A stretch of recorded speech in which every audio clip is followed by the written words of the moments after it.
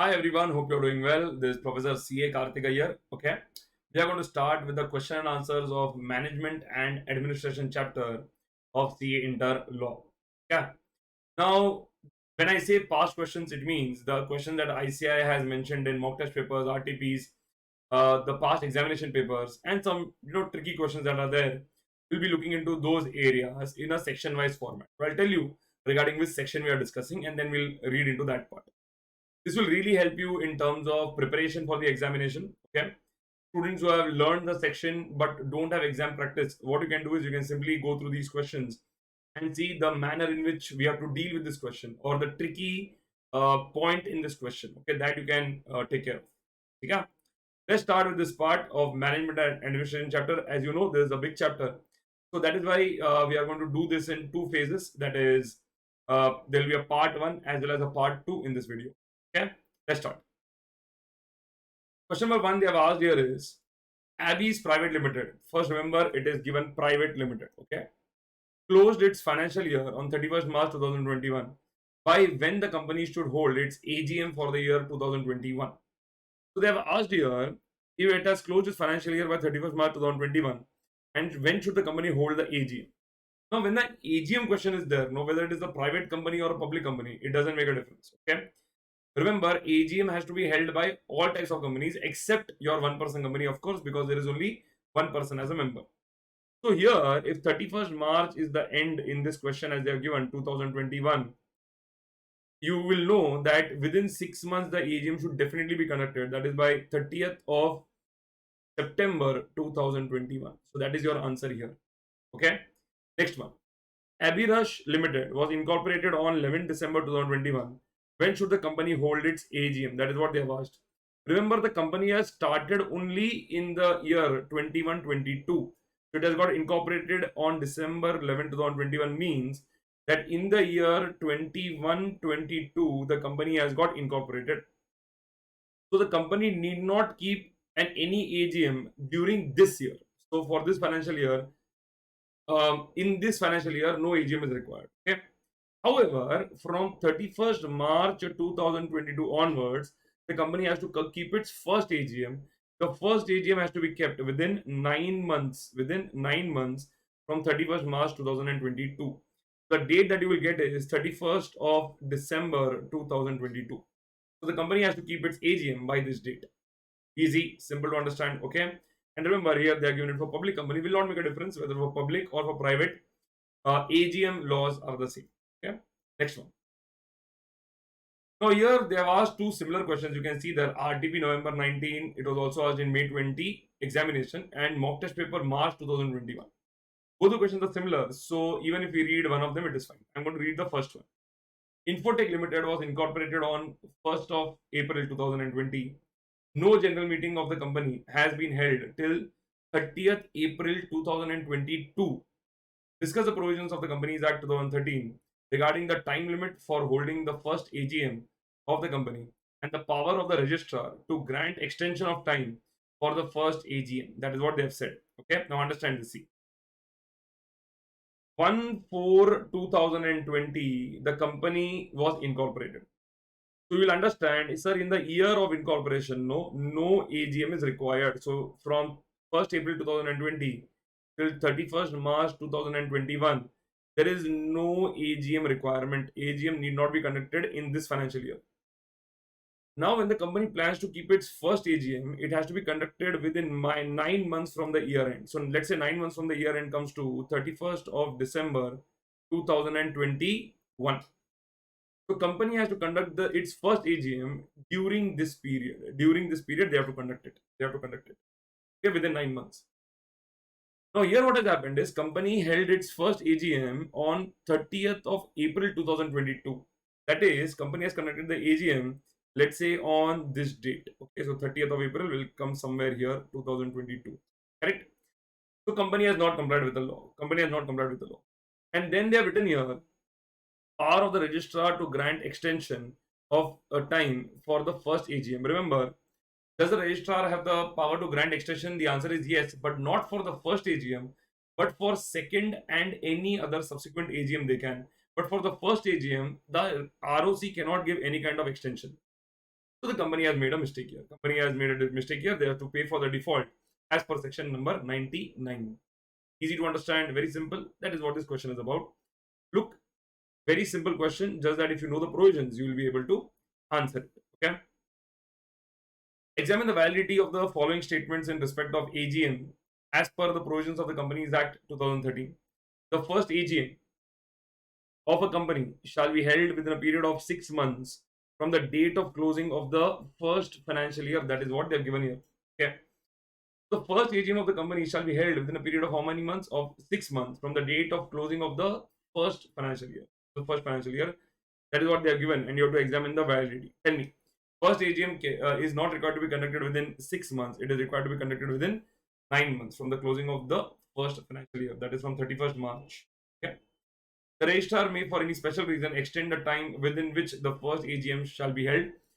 Registrar cannot extend the time if it is a case of first AGM. So even this statement is invalid. It is incorrect. Okay. Statement number 3. Subsequent or second onwards AGMs should be held within 6 months from the closure of the financial year. This statement is true. Yeah, it should be conducted within 6 months from the closure of the financial year. And one more condition has to be satisfied, that it should be conducted within 15 months from the previous AGM. Okay, so these two are the main conditions to be satisfied. And of course, there is one more condition, that it has to be conducted once in a calendar year. Okay, so that is also there. Next one. There shall be a maximum interval of 15 months between two AGMs. This is absolutely true. There is no question about it. Between two AGMs, the maximum interval can be 15 months only. It cannot be more than that. Easy to understand, simple. Okay. July 2021, it had come for 4. Very simple question. Okay. The members of Blue Move Peacock Private Limited, holding 1/10 voting power of the company, requisitioned, okay, a meeting on 14th August 2021 to the board of directors. However, the directors did not pay any heed. Did not pay any heed means did not pay attention or did not act upon such requisition and did not call an extraordinary meeting. Discuss the consequences of the contravention of the same in accordance with the Companies Act 2013. That is what they have said here. The board of directors were given a requisition signed by the requisitionists, okay, no, and they requested the board of directors to call a meeting. The board of directors should call a meeting within 21 days from the date of the requisition. They should call a meeting within how many days? 21 days. If the board of directors fail to call a meeting, okay, within these 21 days, then the requisitionist can call a meeting within 3 months from the date of the requisition by themselves. That they can do. So that will be the consequence of this scenario. Very simple question, easy to understand. Okay. Zorab Limited served a notice of general meeting upon its members. The notice stated that a resolution to increase the share capital of the company would be considered at such meeting. A shareholder complained that the amount of the proposed increase was not specified in the notice. Is the notice valid? Okay, understand now. Here, no, you have to go in that path which I would have taught you all in the class if you're my students. If you're not, then I'm going to explain you now. Just hear me out. There is something called as ordinary business, and if the business is not ordinary, then it will be called as a special business. 4 businesses come under the category of ordinary business. Okay, 4 businesses, which are these: financial statements and board report approval. Okay, then you have directors appointment, and directors appointment in the case of directors who are going to be reappointed. Okay, that is directors basically who are known to the company. Dividend declaration, and the 4th point is that is in relation to the appointment and the remuneration of the auditors. These 4 points are covered in ordinary business. Other than these 4 matters, all the matters are covered in special business. Whenever there is any discussion in the meeting that is going to take place in relation to any special business matters, we have to give something called as an explanatory statement. It is compulsory. Explanatory statement is required in section number 102. Section number 102. So along with 101, that is notice, we have to also give an explanatory statement. Both notice and explanatory statement have to be given. In the explanatory statement, you will mention the nature of the concern or interest, financial or otherwise, because of this transaction that is going to affect the directors, managers, KMP, or their relatives. Any other information and facts that will help the members of the company to understand the matter properly. So all these things you will mention in the explanatory statement. Okay. Now see, when the company is planning to pass a resolution to increase the share capital, don't you think that the shareholders deserve to know the amount of the proposed increase, by what amount they are planning to increase the share capital? They have just mentioned we are planning to increase the share capital, but the amount by which they are going to increase, you are not given that. So any other information and facts which are related to this have not been provided.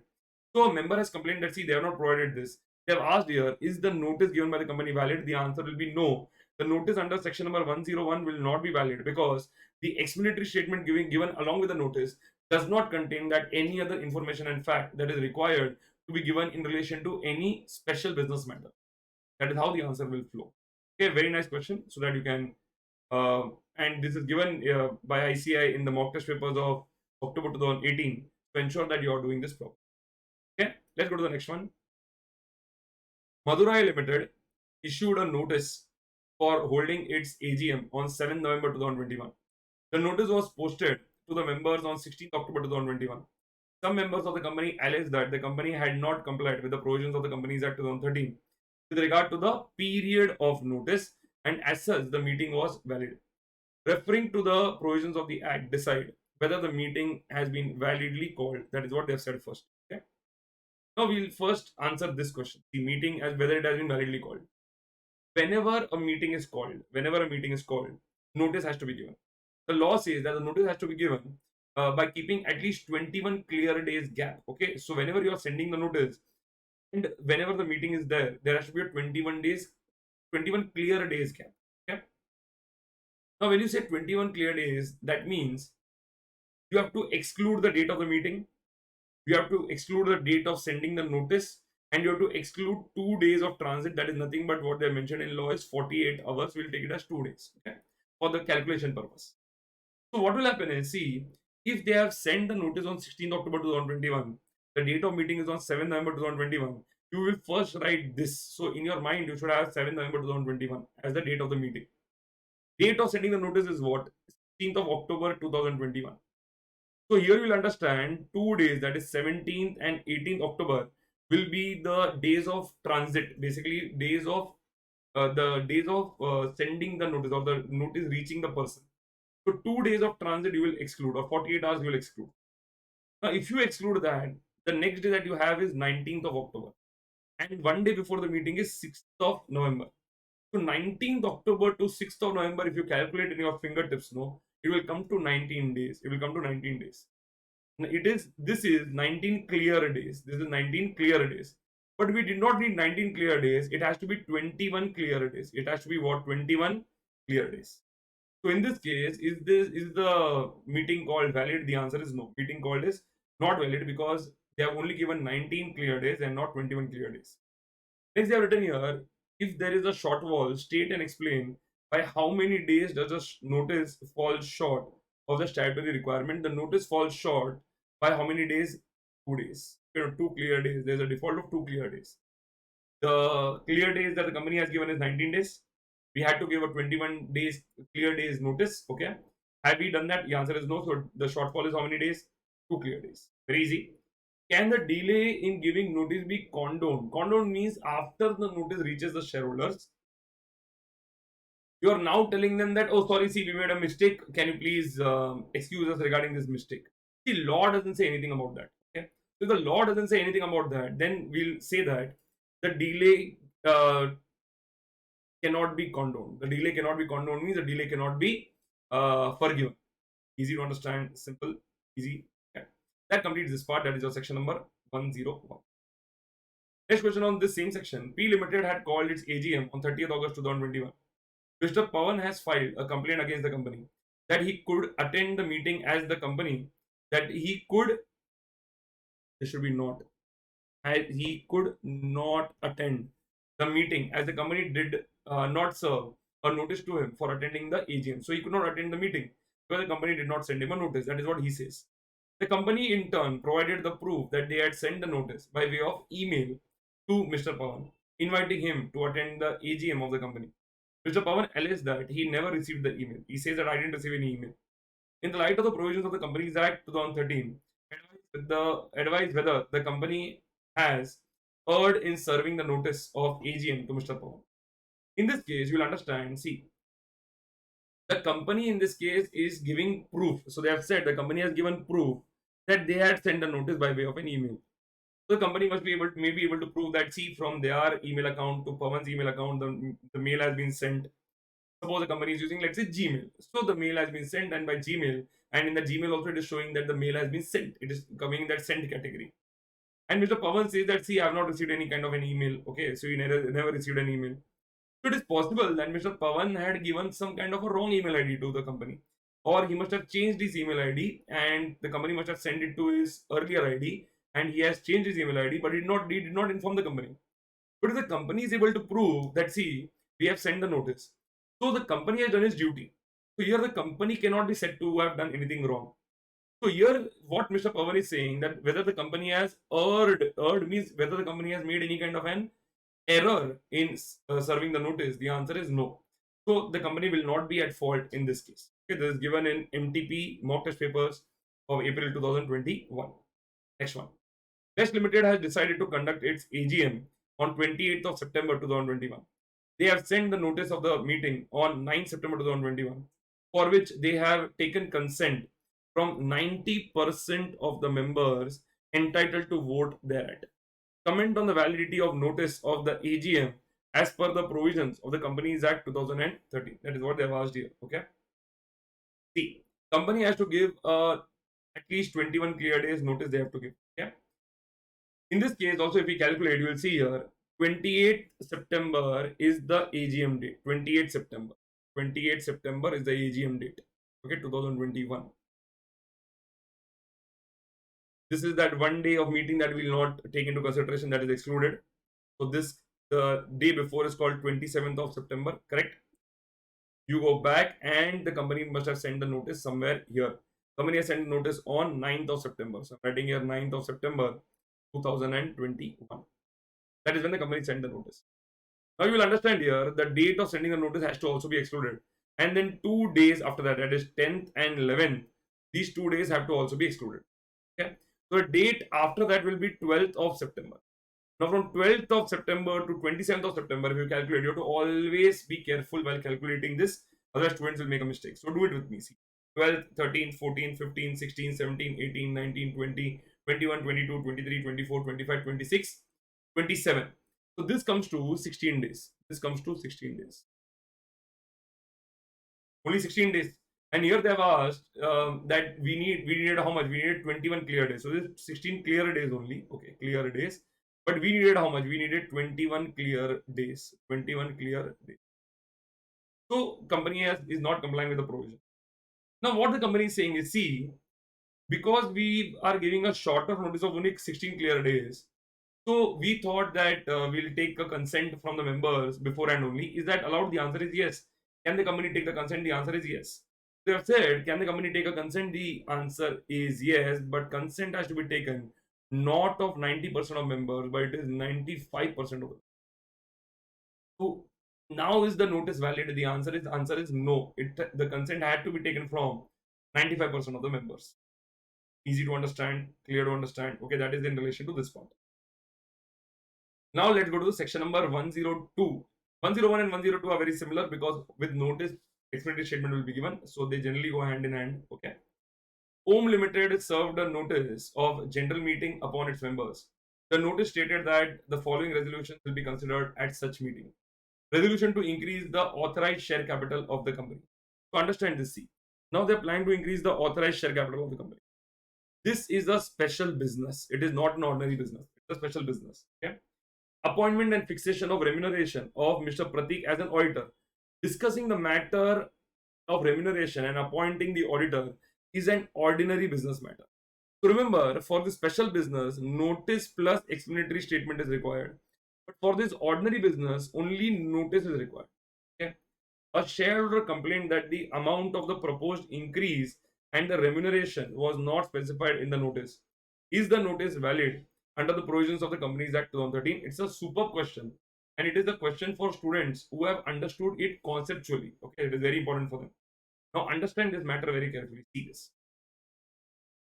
For this special business, explanatory statement will be required. And with explanatory statement, as we saw, the nature of concern or interest, financial or otherwise, any other facts and information that are there will have to be provided in the explanatory statement. However, for ordinary business matters, now when you mention in the notice, you don't have to give explanation in relation to that. You have to just mention that, okay, we are planning to appoint the auditor and we are going to decide on its remuneration. Only this much, if it is mentioned, it is enough. So the company has not done any kind of default in relation to this. So I'm just putting a tick mark here. The company is fine here because for ordinary business matters, the company need not give description regarding the resolution that is required to be passed. But however, for special business matter, the company has not complied with the requirement. Why? Because the company should have mentioned the proposed increase in the share capital. So they have sent the notice, and they, even if they have sent the explanatory statement, it is said that the company has not provided the explanation in relation to the proposed increase in the um, share capital. So is the company wrong here? The answer is yes.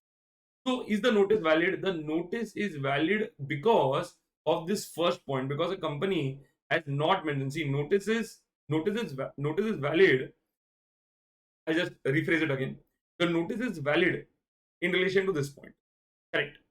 But however, the notice is not valid in relation to the earlier area. Okay, so in relation to the second matter, the notice is valid. In relation to the first matter, the notice is invalid. The notice is invalid. Okay, and even if regarding one matter, if the notice is invalid, the notice will be invalid. Correct.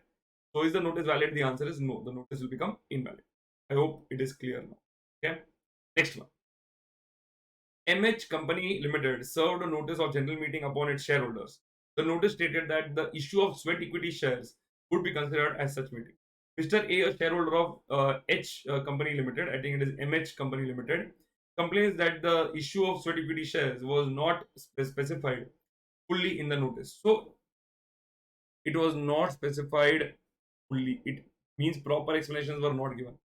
Is the notice issued by MH Company Limited regarding issue of sweat equity shares valid according to the provisions of the Companies Act 2013? The answer is again no, because you have to provide the nature of concern or interest, financial or otherwise, that is affecting the director, manager, KMP or their relatives, and you have to give any other kind of information and explanation that is required that will help the members to understand the matter. Okay, have you given that? The answer is no, because here they have not specified in the notice fully. That is what they have said.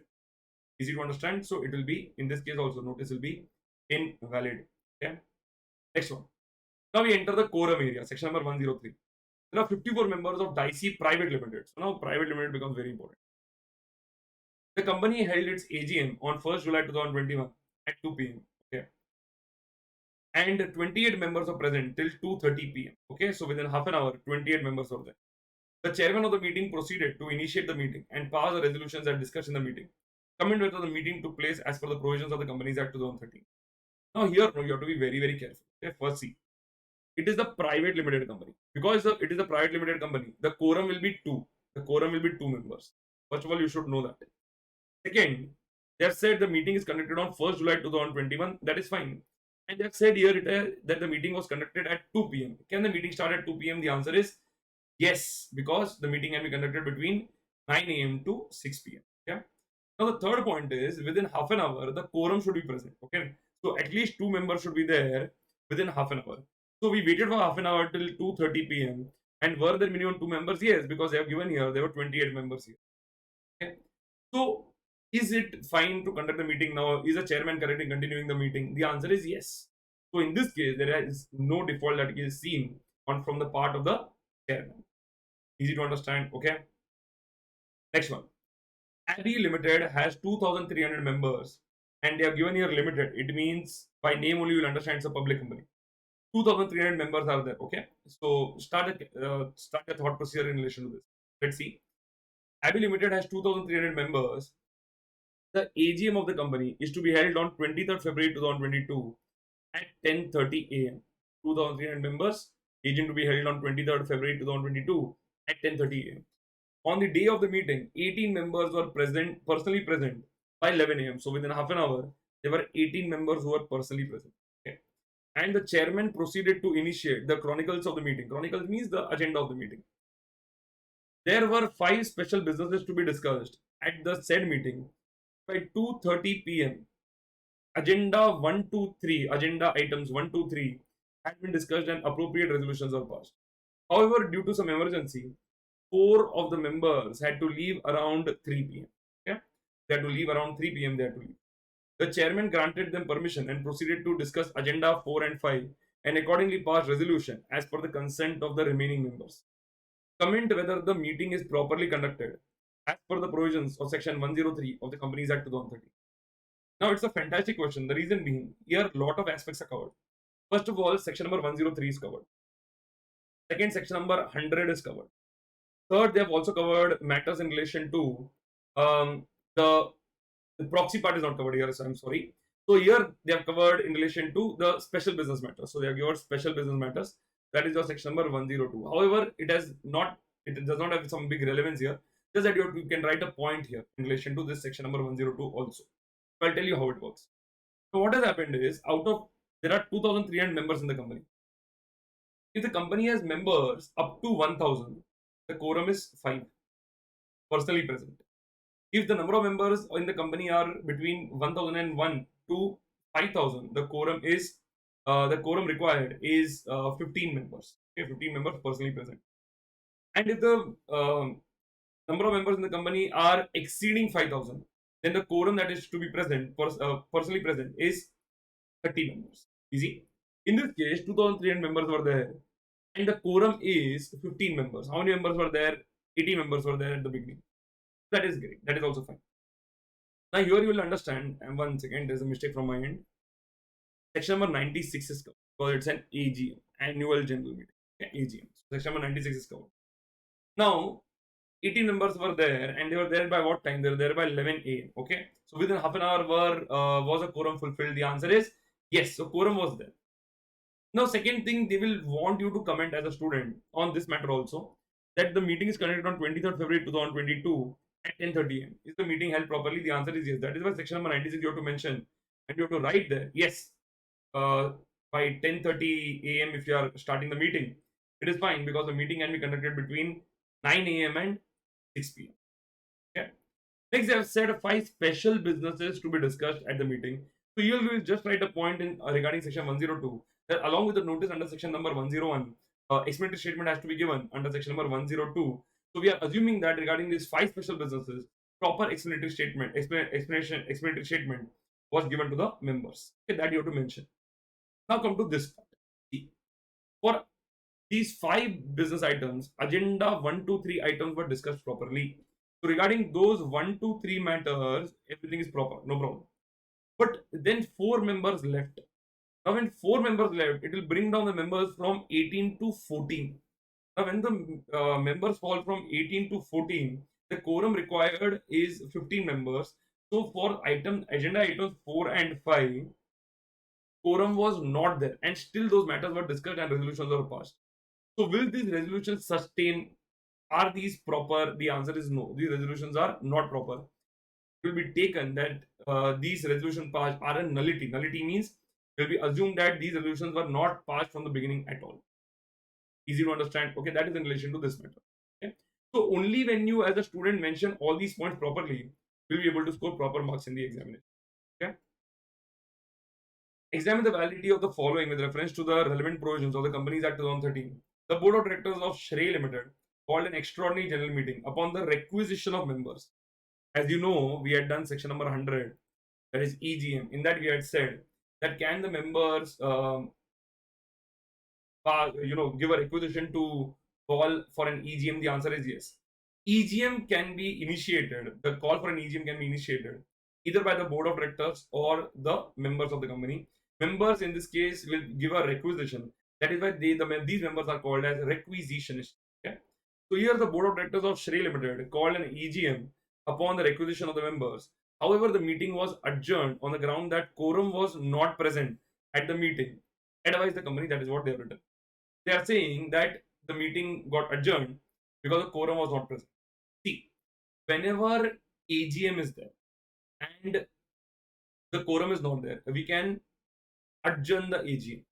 Whenever an EGM is called by the board of directors themselves, that time also when the EGM is the quorum is not fulfilled on the date of the EGM, can we adjourn the EGM? The answer is yes. However, when an EGM is called by the board of directors because some members made a requisition, and if the quorum is not there in such kind of an EGM, then the meeting will be cancelled. So adjourned EGM will not be there. The meeting will be deemed to be cancelled. In this case, in case of Sherry Limited, EGM is called upon the requisition of the members. So it means that the if the quorum is not present on the date of the EGM, the meeting will stand cancelled because it cannot be adjourned. Easy to understand. So that is the kind of advice we'll give it to the RTP November 18, mock test paper March 19, and April 2021. It finally came in the examination. Okay. So always do the RTP and mock test paper questions because there is a very good chance that it can come in the examination. Okay. Let's see the next one. PQ Limited is a public company having a registered office in Mumbai. It has 3680 members.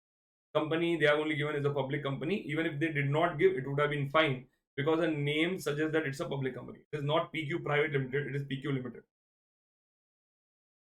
3680 members of that. The company sent notice to all its members for its AGM to be held on 2nd of September at 11 a.m.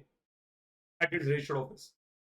On the date of the meeting, there were only 12 members personally present up to 11:30 a.m. So within half an hour, there were only 12 members personally present. The chairman adjourned the meeting to same day in the next week at the same time and place. We adjourned the meeting.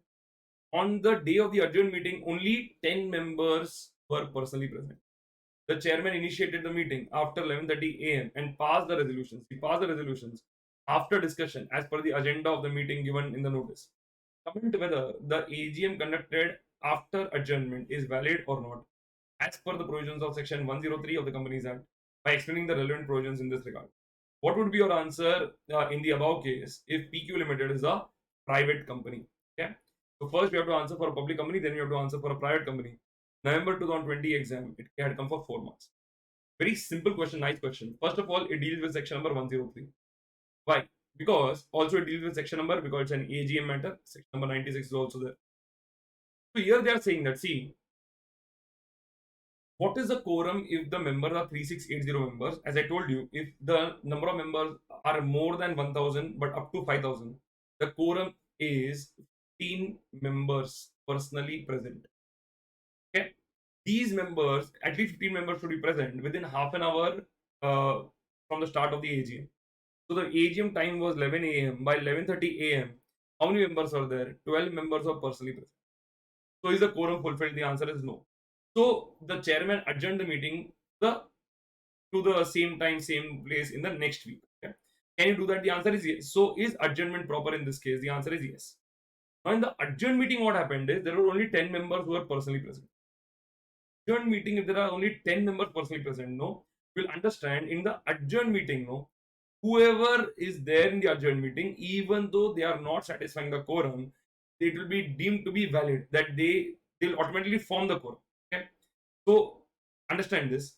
In the adjourned meeting, if the quorum is not present, the members who are present at the meeting will be deemed to be the quorum. So it will be assumed that they can conduct the meeting. So they conducted the meeting, they passed the resolutions, and after discussion as per the agenda of the meeting given in the notice. So is this valid? The answer is yes. There is no problem in this case. Then they are given the next point here. What would be your answer in the above case if PQ Limited is a private company? Now understand, see, in the case of private company, no, irrespective of the number of members in the private company, the quorum is 2 members only. So in the first case only, how many members were there here? 12 members were there. So can the AGM be conducted on that same day? The answer is yes. No problem at all because the quorum requirement is only 2 members. So is there a requirement for adjournment of the meeting? The answer is absolutely not. Why? Because in the AGM itself, the quorum was fulfilled. So there is no requirement to call for an adjourned AGM. Easy to understand. That is in relation to this part. Very nice question. Next one. Mr. Ping. Now we are entering section number 106. Mr. Ping held 100 partly paid up shares of Red Limited. The company asked him to pay the final call money on the shares. Due to some unavoidable circumstances, he was unable to pay the amount of call money to the company.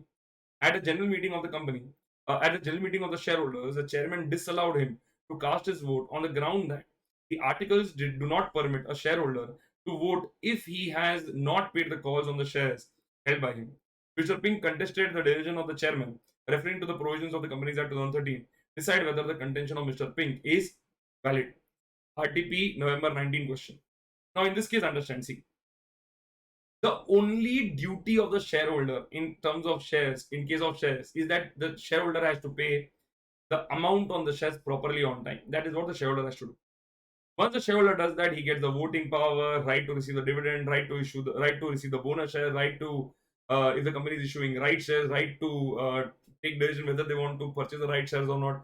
All these powers the shareholders get, but the only requirement is they have to pay the calls on shares. In this case, Mr. Ping was unable to pay the amount of call money to the company. He did not pay.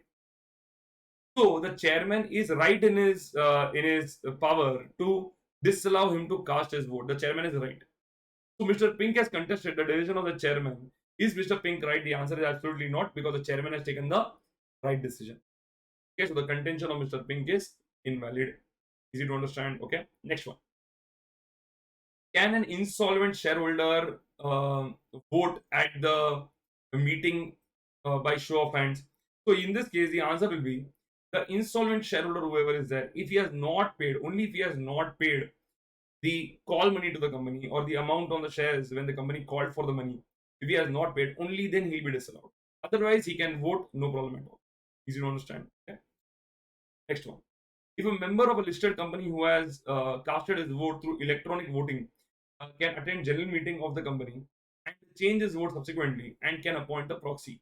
See, a member of a listed company, if he has already voted through electronic means, it means his vote has already gone. Once a member has already voted by electronic means, no, the member cannot change his vote, and the member cannot vote again. Remember this: member cannot change his vote and the member cannot vote again. This is the first matter. Second, if the member has already voted through electronic means, what will the proxy do after coming to a meeting? Proxy has no work. So remember, the law says if the member has already voted by electronic means, can the member attend the meeting? The answer is yes. Can the member vote again in the meeting? The answer is no. Can the member change his vote? The answer is no.